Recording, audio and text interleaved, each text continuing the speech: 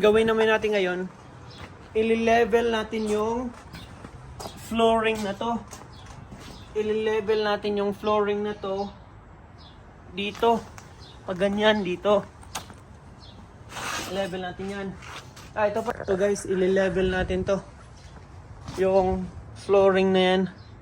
I-level natin, simintuhin natin yan. So, let's go.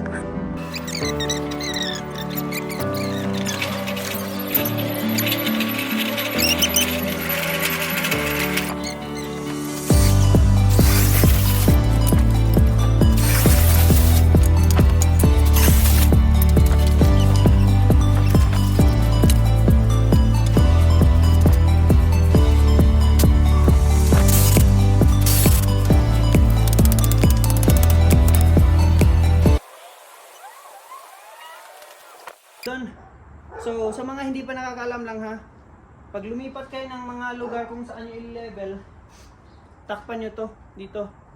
Takpan nyo dito para yung tubig hindi siya aapaw doon sa low point. So, na-level na natin dito guys, doon at saka ngayon dito naman natin i-level sa kabila.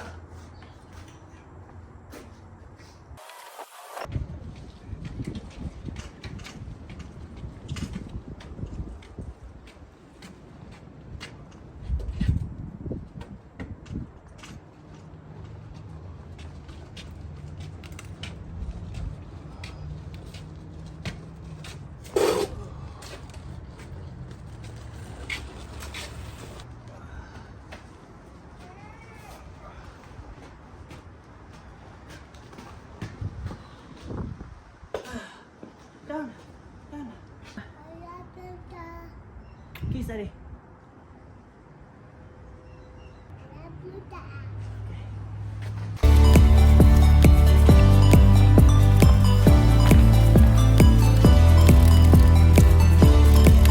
So, dapat sana guys, basain ito.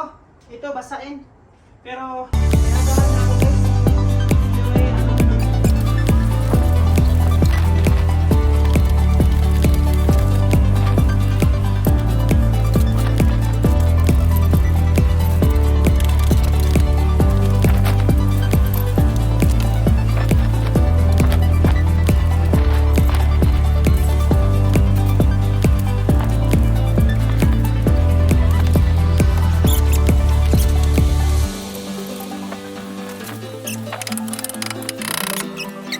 Para pag magbuhos tayo, hindi lalabas yung mga simento dyan.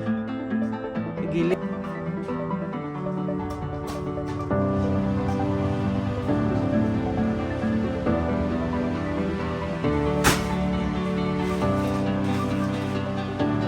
Ito pala guys. Ito ko guys. Nabasag ko guys.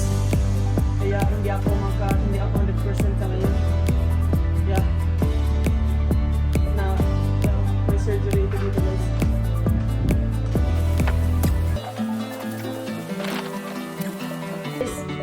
Tuloy natin yung trabaho natin. Ang gagawin natin ngayon, tanggalin natin yung mga bricks guys. Tapos palitan natin ng lupa. Tapos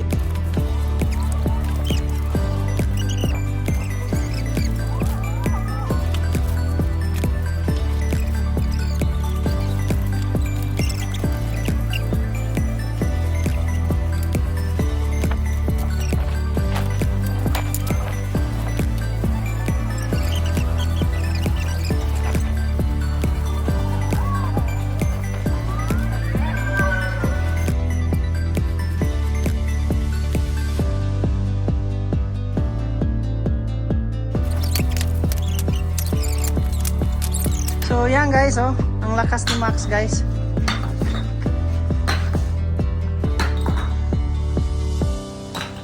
Ayos guys, nakakatulong yung mga anak ko sa gawaing bahay.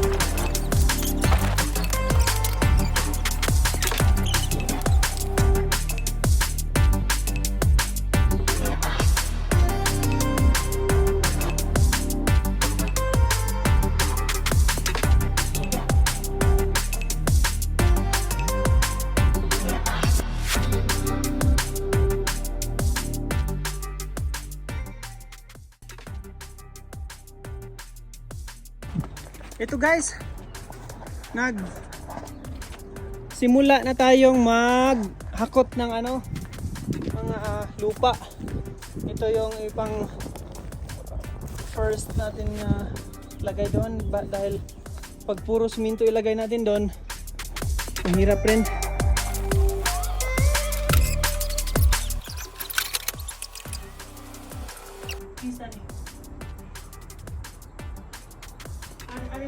Here. Ito yung namin guys, ang pawala ng pagod natin.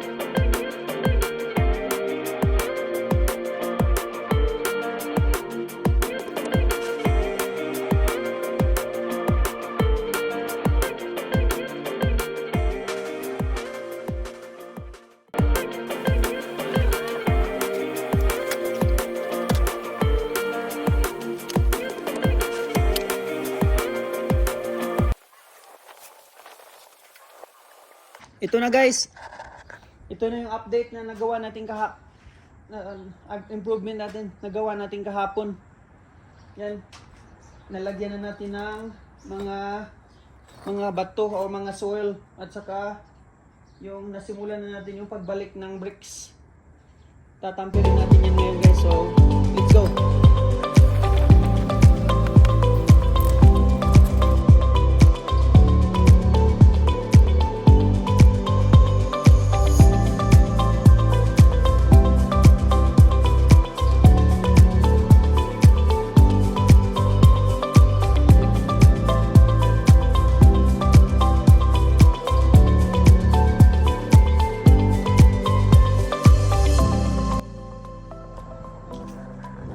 So, ito na guys.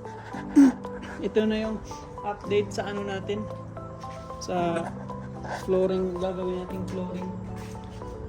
Nalagay na natin yung mga bricks palik. So, yan na yung level sa natin guys. Yan na yung magiging level ng simento natin. Mga 3 inches yata yan guys. 3 inches. Yan. So, yan. Tuloy-tuloy lang nga yan guys. Dahan-dahan lang. Ay mabigat din pagbilisan eh. Tapos may bata pa na na sunod ng sunod. Tapos minsan magpakain pa tayo, minsan magpalit pa tayo ng diaper ng bata. So, yan. Ito lang yung buhay dito guys sa amin sa Texas. So kayod lang guys, kaya pa naman.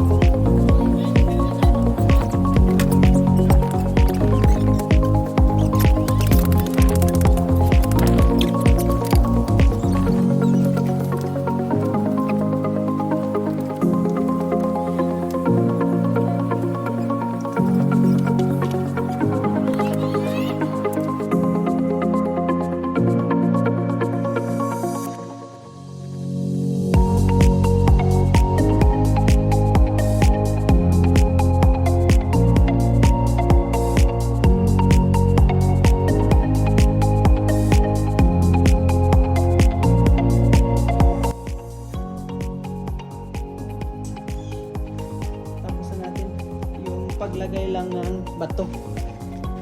Pagbalik ng bricks. So, dito guys, kinulang dahil sa bricks dahil inilagay natin sa gilid. So, ang inilagay natin yung mga luma natin na mga bato-bato, yung mga naipon ko dyan sa gilid. So, ibang bagay. Tapos, hindi naman masisira yan guys. Balutin natin to guys. Yung mga ganyan. Balutin natin yan para hindi mapasukin ang moisture. Saka sirain yung haligi natin. So, let's go.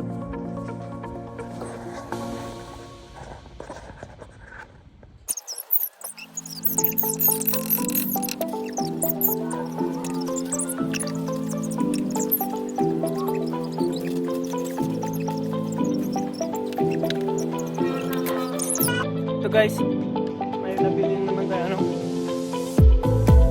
rebar, kabilya at saka bili na tayo ng kunting semento. Yan muna.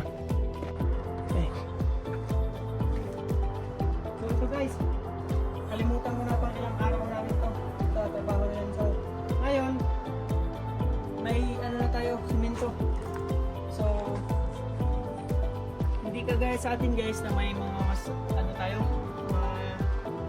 masahura na gagawa. Dito tayo talaga gagawa. Ito mga 18 kasako na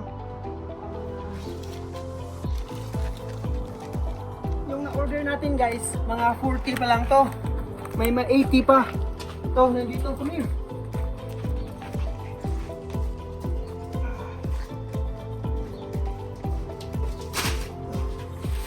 So yan guys, kailangan natin ng mga 80 para lagay dito.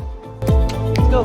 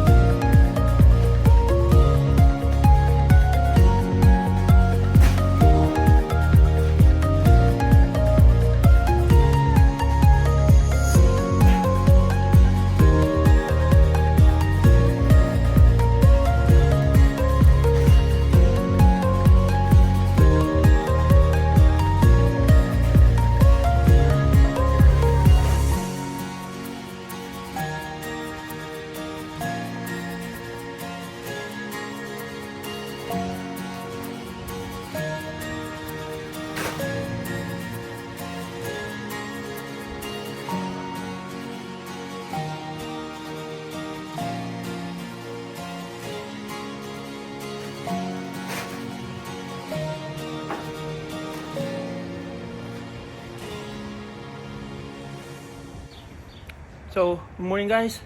Ito, kalimutan ko pang ilang araw na natin to. So, i-update lang kayo kung anong progress ngayon at saka anong gagawin natin ngayon. So, ito guys, ito na yung 52 sacks of our ng mga siminto. Yan o. Kung magtanong kayo guys, sino nag-deliver niyan? Walang nag-deliver niyan. Tapos ito guys, yung ano natin, binak-up pa natin ng mga ano, dinurog ko ng mga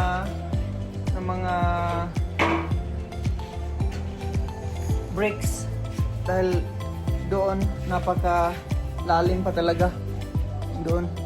So nilagyan ko na lang rin ng bricks na dinurog. Tapos yan, dito na yan. Yung mga siminto pala dito guys sa Amerikano, ready-made na. Mix na siya, may buhangin at saka may mga pebbles na mga bato-bato. As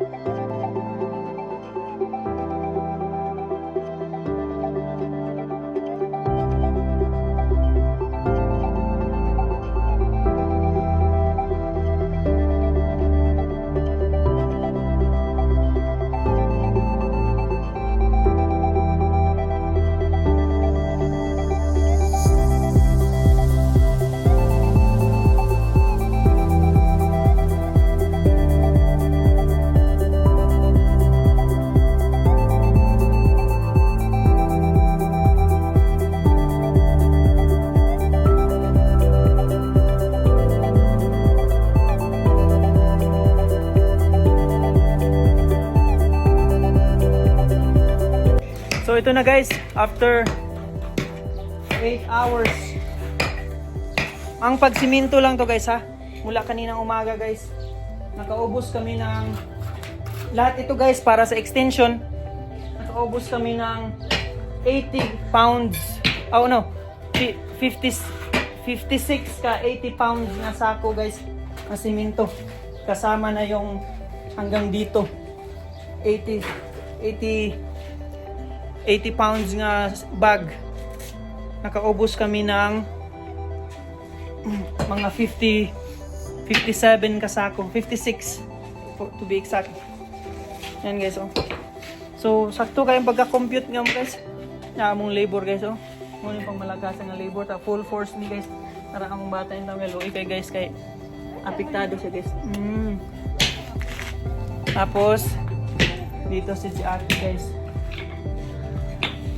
So, papalo naman ang page guys, ano lang, pa-boost lang ng ano, effort. So, ito na guys, kung magpapera kami guys, pwede to lagyan ng kasi doon lagyan pa namin ng simento yun guys, pero lagyan ko na lang ng self-leveling na cement guys nung magsi-self-level na siya. Tapos kung may pera talaga, pwede to i-epoxy guys. Lapatan na epoxy to, napakaganda na to. Tapos lagyan ng mga pebbles guys. Depende lang sa ano, sa kugi. Sa tamad guys. Basta di matupak ang kauban. So mauna sir na guys, mauna ni end sa atong video guys, mauna yung pinakala. So kung nakaabot kayo sa hanggang sa dulo ng page ng video na to, pa-like and subscribe naman guys sa among YouTube channel guys. Kasi simula lang namin mag YouTube, pero tuloy-tuloy na to, from travel to DIY. So kahit walang i-DIY guys, gawa tayo ng DIY para may content lang. Yan guys, sa sunod naman na project guys, into the next project. Kahit walang projectin guys, gawa tayo para may content lang. See ya!